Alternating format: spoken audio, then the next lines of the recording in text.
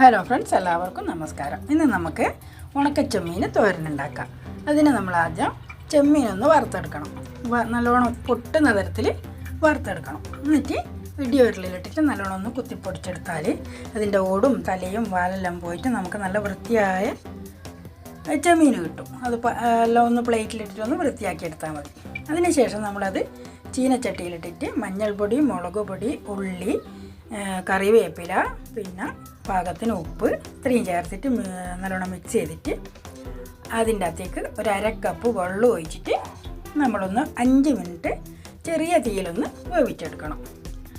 എന്നിട്ട് വേവിച്ചതിൻ്റെ ശേഷം നമ്മൾ അതിലേക്ക് വെളുത്തുള്ളി, ജീരകം, തേങ്ങ ഈ 3 സാധനം ഒന്ന് ഒതുക്കിയെടുക്കണം. മിക്സീൻ്റെ ജാറിലോ അല്ലെങ്കിൽ ഇതുപോലത്തെ ഒരു ഉരളിലോ ഇട്ടിട്ട് ഒതുക്കിയെടുത്തിട്ട് അതും കൂടെ അതിലേക്ക് ചേർക്കുക.